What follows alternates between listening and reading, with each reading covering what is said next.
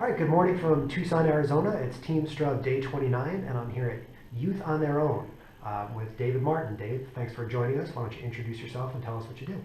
Thank you, Chris. My name is David Martin. I'm the Director of Programs here at Youth on Their Own. We're a local charity that supports homeless teens in Pima County. We currently support about 1,500 teens out of potentially 6,000 that are in this community. It is a demographic that is not easily identifiable. Homeless teens don't want to come forward and talk about being homeless teens. So we have a lot of outreach programs that work with and help identify these kids and bring them in and just give them a little relief and show them that there's people that out there that care about them and that want to help. And we do that a few different ways. Okay. How long has Youth on Their Own been around here in Tucson? We've been in existence 30 years this year. So it was started by Ann Young 30 years ago. And we started with one kid 30 years ago, and like I said, now we're at 1,500 this previous year. We've helped over 30,000 kids in this community. And by help, I mean our focus is to help homeless teens graduate high school. That's not get a GED, that's actual diploma from a high school, and to move on to be successful members of our community.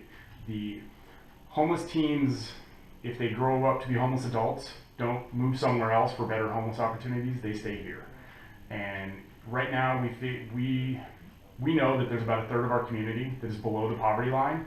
There's about a third of our community that is a transient population, meaning that they're typically called snowbirds. So they're here part of the year, left part of the year. And then there's about a third of our population that supports the third that's below the poverty line. So our goal is to keep kids doing well, keep them in school, and to help them become productive members. Right now it costs us about $2,300 a year to help one student throughout the year. If that student grows up to become a homeless adult, it costs the city of Tucson about $58,000 to support that person. So we find that the $2,300 investment is much more worthwhile than the $58,000 that we're going to spend later. There's a large connection between homeless population and the prison system. About 75% of the people in prisons never graduated high school. So there is a very big benefit to helping these kids graduate high school and helping them become productive members of our society. Okay, I want you to talk about the scope of the organization.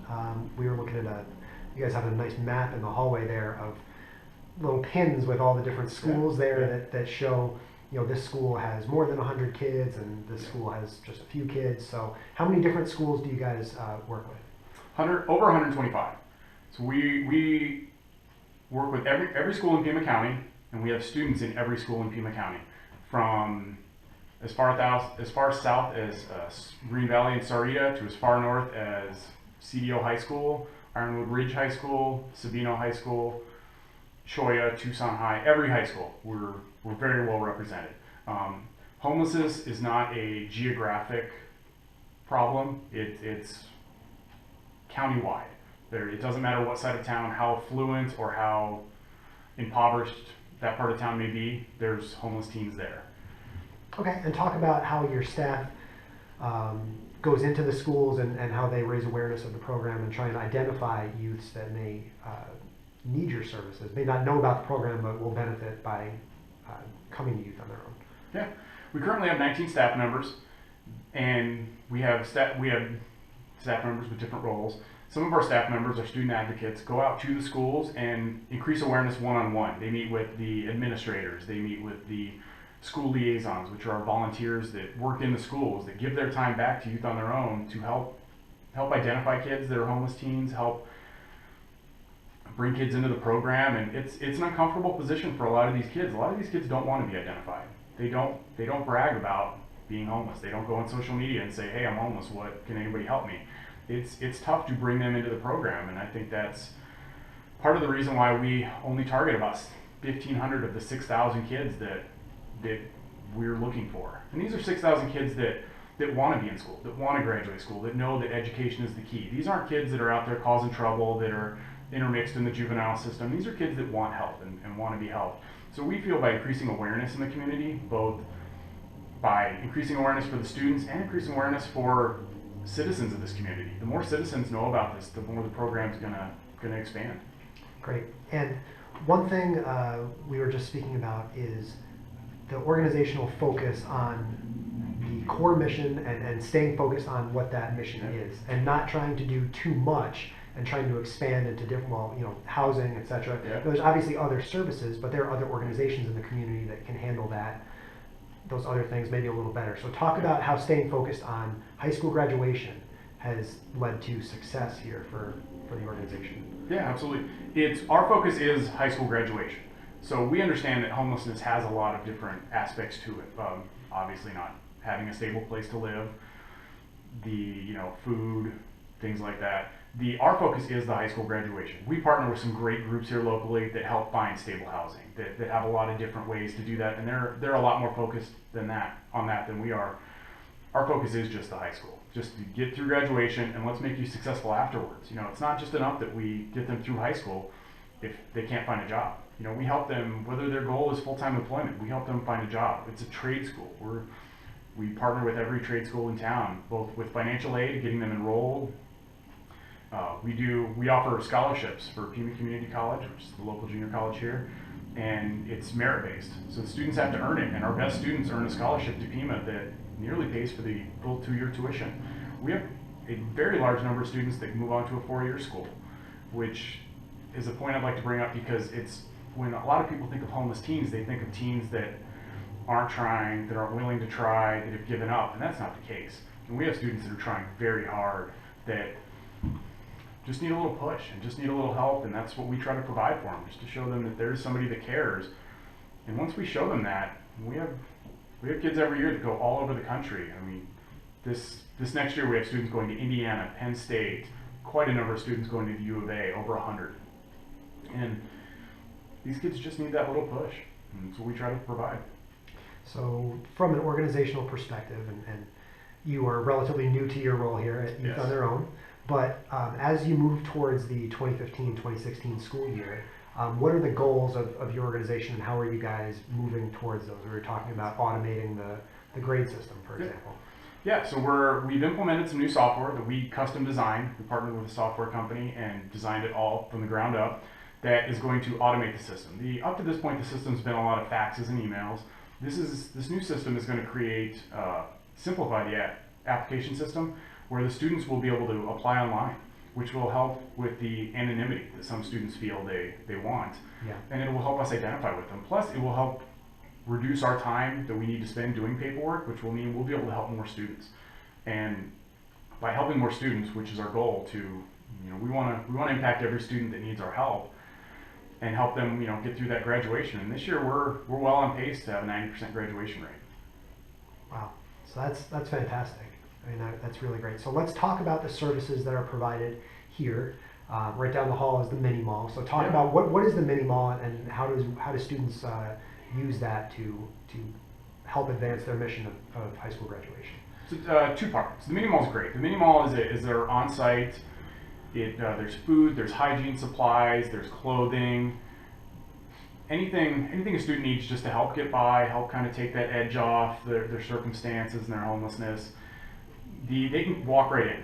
They can walk into this location, or they can apply online through our new software. They can submit a request electronically that says, "Hey, I'm hungry, I need food," and then we have a system where they can put in comments. I want peanut butter, I want mac and cheese, I want soup, pasta, anything.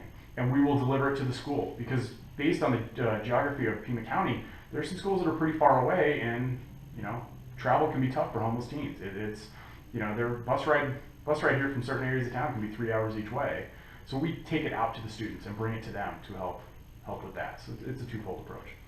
Wow. So for those of you who have been watching sort of as the summer goes on, we talk about some of the data and being able to reach 1,500 out of the potential 6,000, and just the way this place is set up is so great. That this really feels like one of the most successful organizations that I've worked with. So I want you to talk about maybe how you guys approach the grant writing process and how that's helped you guys flourish in the Tucson area.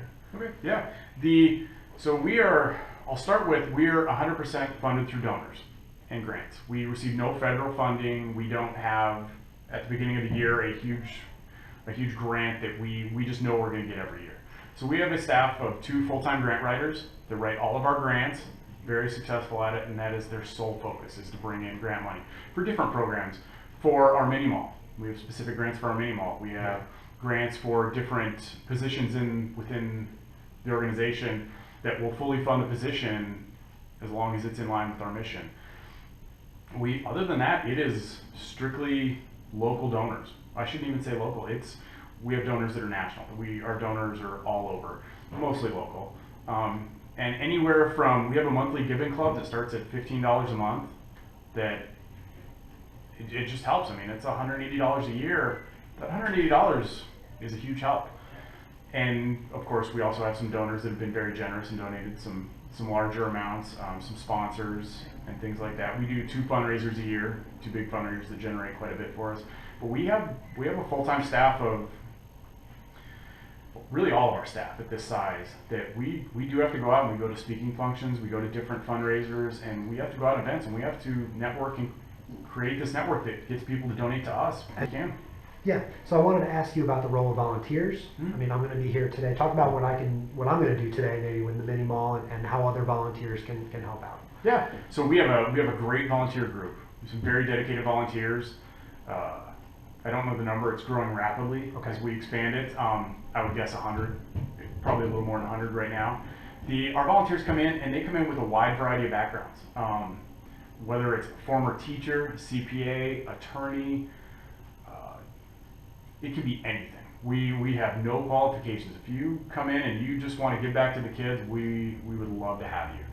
And we have people do everything. We have a volunteer that's a French tutor that comes in and tutors once a week any student that wants to learn French, whether they're in a French class or just wants to learn it. We have a lot of volunteers that do what you're going to be helping us with today, which is set up the mini mall. And the mini mall, we have the food and everything like that. And we know that there's certain types of food kids like, so part of what you're going to be doing today is making sure we have kind of the right mix. Sure. And make sure the kids, when they do come in, because it's hard to get them to come in and take that step, when they do come in, they find something they like. So that's a huge step, to have the right mix and to have some stuff they're going to enjoy. Why don't we tell people where they can read more information about what you guys are doing, website, social media? Absolutely. You can go to youthontheirown.org or yoto.org. Put it up on the screen right there. Thank you.